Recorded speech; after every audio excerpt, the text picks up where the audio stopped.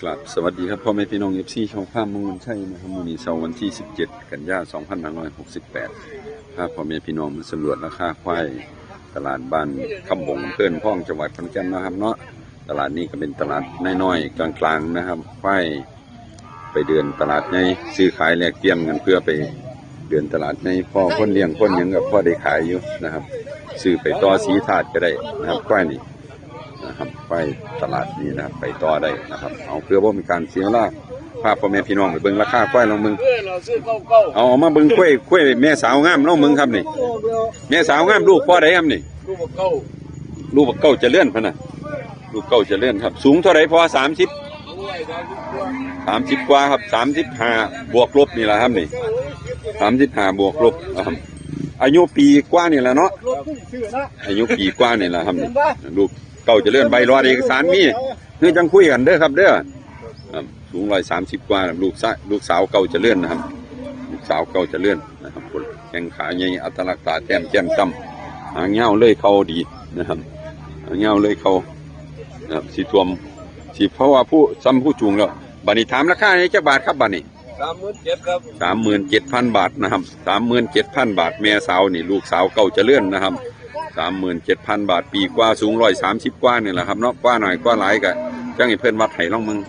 เปิด30,000เท่าไหร่ก็37,000เอาฝากเบอร์โทรไว้นะครับ097 252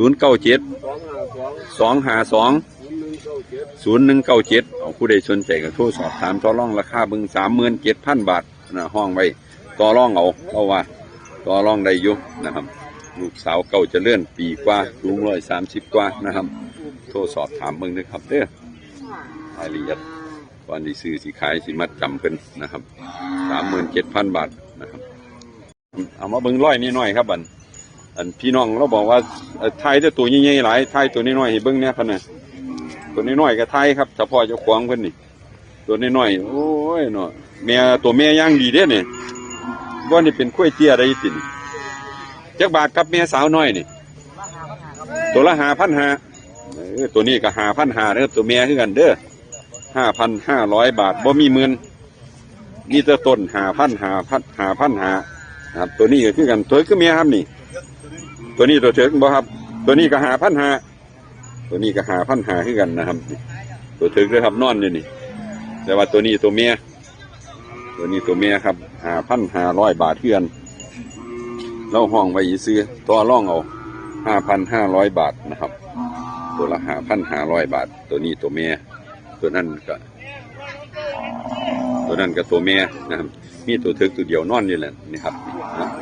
เอาฝากขอเบอร์โทรนะครับบ่มีโทรศัพท์ห่วยบ่มีโทรศัพท์ปะนะ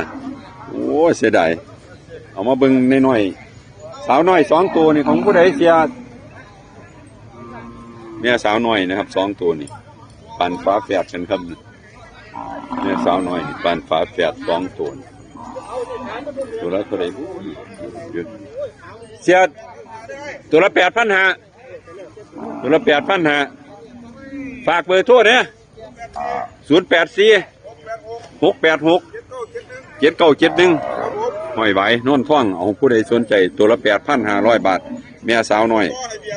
ควรถ้าบ่ต่อให้เบียร์ลังนึงขนาดเราว่าจังโทรสอบถามรายละเอียดมึงตัวละ8,500 บาทโทรสอบถามต่อรองราคานะครับบ่มีหมื่นนะครับคู่นี้ก็หมื่นกว่าบาทนี่แหละที่ครับ8,500 บาทนะตัวละ8,500 บาทแม่สาวน้อยจังโทรสอบถามเพิ่นมึงนะครับเด้อบ่ต่อเพิ่นมีของสมนาคุณให้พร้อมนะเพิ่นว่านะครับโอ้คือว่าปลูกไว้นะคือไม่เป็นพุ่มเป็นพวงสิตัวแม่ตัวเถิกตัวนี่แม่ตัวแม่3ตัวแม่3ตัวครับนี่ตัวเถิกตัวนึงตัวแม่3ตัวเถิกตัวนึงพุ่มนี่4ตัวนี่จักบาทพี่น้องเดียวกันติโอ้ยผู้เดียวจูง40,000 กว่านี่ละมือซ้าย2ตัวมือขวา2ตัวจักบาท4ตัวนี่41,000 บาทห้องไว้41,000 บาทนะครับ4ตัวนี่ตัวแม่นี่3ตัวนี่ครับตัวแม่นี่ครับแม่สาวหน่อย3ตัวกับตัวเถิกตัวนึง41,000 บาทขนาดเราห้องไว้ซื้อครับเอาฝากเบอร์โทรบ่มี 0897151744โทรมาหาผมก็ได้ผมสินำหาให้ดอกถ้าผู้ใดให้ 41,000 บาทนั่นถ้าบ่มีถ้าอยากได้คุยแม่ไปเลี้ยงไปเปลี่ยนแม่ลูกเด้อนั่น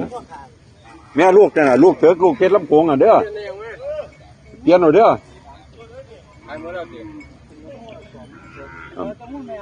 เอามาเบิ่งแม่ลูกครับบัด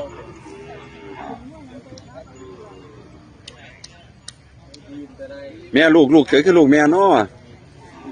พอสอทอเราได้ลูกเถิกคือลูกแม่นั่นลูกแม่ย่างดี ลูกเพิ่นได้ยักมือแล้วนี่กล้วยอย่างใดคือแปลกแต่บ้านพญากล้วยสิบัดคือเป็นจังซั่นโอ้ยเอาสิไปน้ำเพิ่นเผยเสยล่ะลูกแม่ย่างดีครับนี่ลูกได้ยักมือก่อนนี่2 อาทิตย์นี่ครับแม่135วายเนาะครับลูกพ่อใดคือส่งขาวจันทร์พันธุ์อีกลูกปังสยามขนาดหุ่นขาวจานพานดีลูกสาวปังสยามครับลูกตัวที่3ที่ติดแม่ลูกตัวที่3ติดแม่นะครับลูกตัวที่3ติดแม่ลูกเจ้าบาทครับนี่23,000ครับแม่ลูก 23,000 บาทลูกแม่ย่างดี 23,000 บาทพะนะครับเราห้องไว้ซื้อต่อรองเอาฝากเบอร์โทรไว้นะครับ081 047 6083 20,000เท่าไหร่ครับ23,000 บาทลูกตัวแม่ย่างดีลูกสาวปังสยามพูดโอ้ยได้ประมาณ2 อาทิตย์เลี้ยงให้ครับโทรศัพท์สอบถามรายละเอียดเบิ่งครับ 23,000 บาทห้องไว้ต่อรองเอากับพสทห้องไอ้ตัว4ตัวนี่ติ4ตัวแม่สาวติแม่สาวหน่อยแม่สาวหน่อยแม่สาวหน่อยนะครับ4ตัวนี่ตัวนี้จักบาทครับนี่พ่อตัวอยู่ในตัวนี้ 8,000 บ่ครับนี่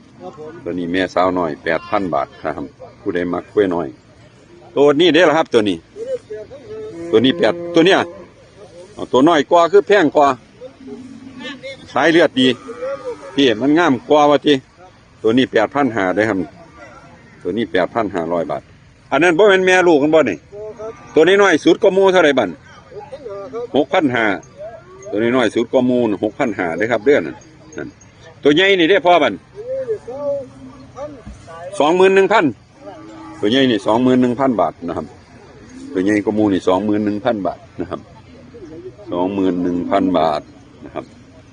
ต่อรองได้นะครับแม่สาวนี่พร้อมผสมแล้วครับ 21,000 บาท 21,000 บาทนะครับตัวใหญ่ตัวน้อยนี่ 6,500 เนาะตัวแม่คือกันตัวนี้เท่าไหร่ก็8,500ตัวน้อยนี่ 8,500 นะครับตัวนี้ก็เห็นก้นนี่ก็ 8,500 นะครับ4ตัวนี่ตัวแม่หมดนะครับราคาก็โทรสอบถามต่อรองราคาเจ้าของพอเราเอาฝากเบอร์โทรไว้นะครับพ่อ095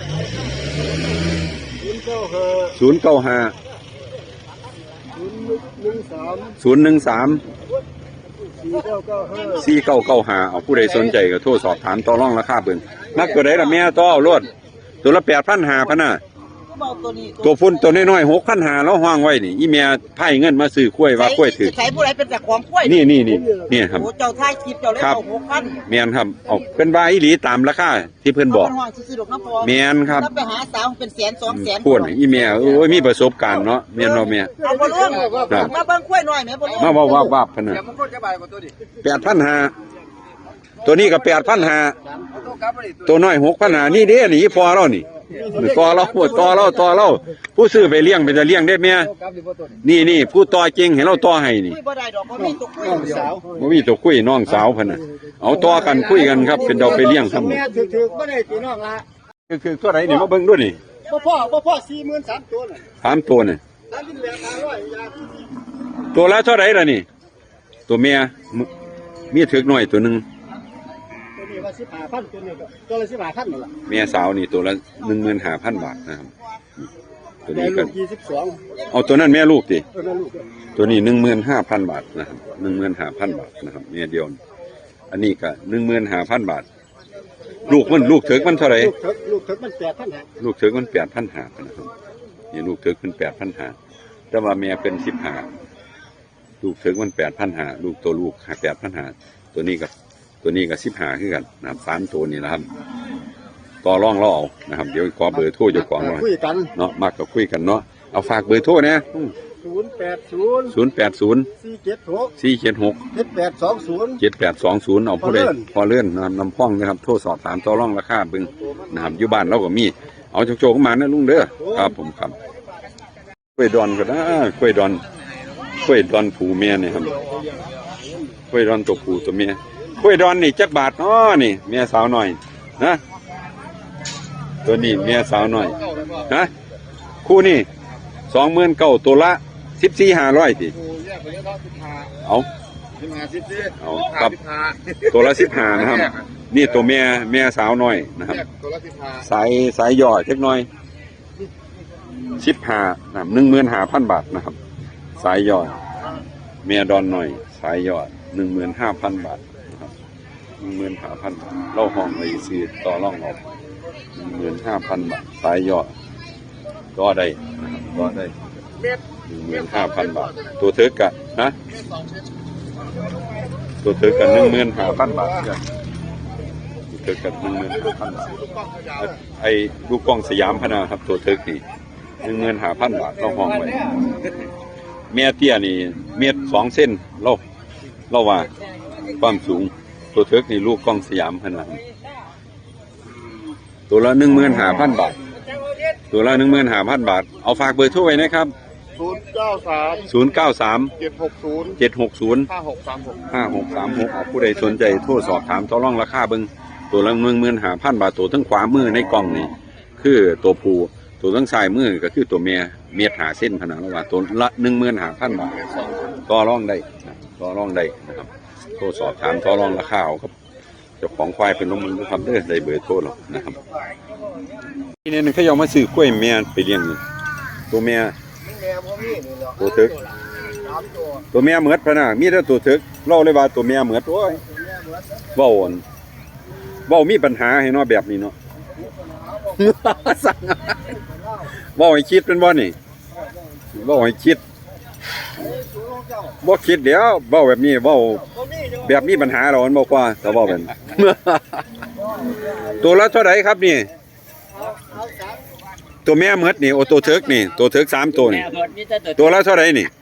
ตัวละ7,500ตัวละ7,500พะนะควายเถิกน้อย7,500ครับตัวนี้ก็7,500 บาทบ่มีปลายดอกมีแต่ต้น7,500 บาทอันนี้ก็7,500 บาทตัวเถิกนะครับตัวเถิก3 ตัวนี่แหละครับ7321เนี่ยเล่าห้องไว้ตัวละครับเอาฝากเบอร์โทรไว้นะพ่อ089 278 0739พอสารบ้านม่วงหวังโทรต่อรองราคาเราเบิ่งส่งฟรีพะนะเราว่าครับเนาะ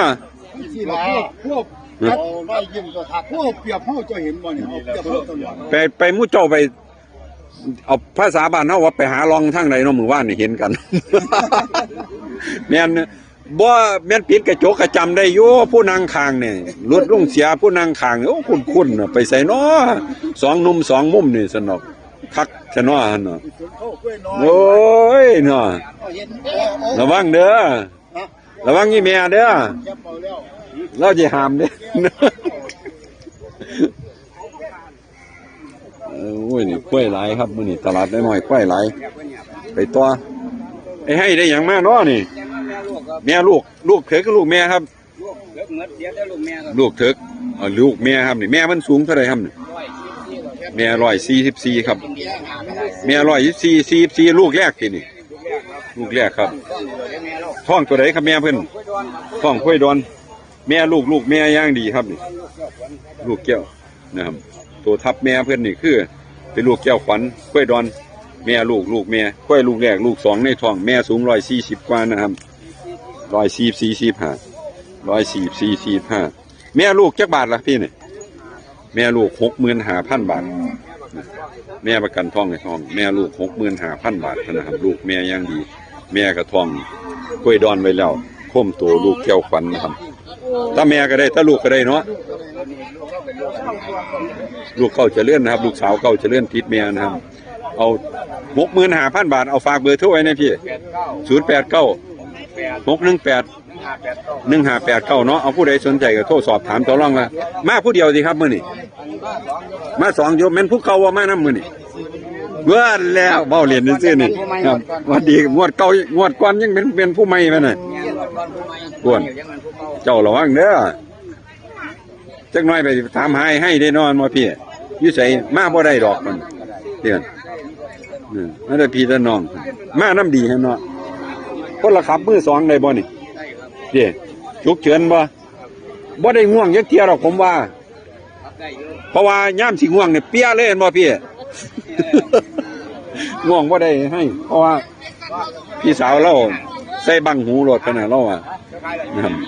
เบ้าเด็ดเบ้าหัวกันเด้อครับนายห้อยเด้อ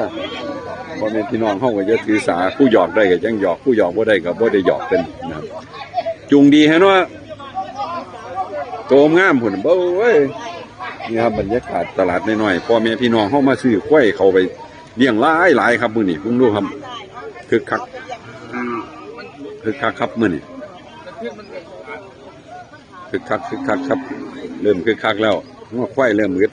เริ่มหาซื้อกันแล้วนะครับนี่นะครับบรรยากาศตลาดอำเภอน้ำพองนะครับบ้านคำบงอำเภอน้ำพองจังหวัดขอนแก่นนะครับเนาะสำหรับเสาร์วันที่17ฝากพ่อแม่พี่น้องผู้ถือโชคมันหมานมือว่านเนี่ยมือนี้ก็มาซื้อกล้วยซื้องัวไปเลี้ยงนะครับเด้อขอบคุณหลายๆที่มารับชมรับฟังให้สำหรับมือนี้ขอกล่าวเข้ามาสวัสดีครับ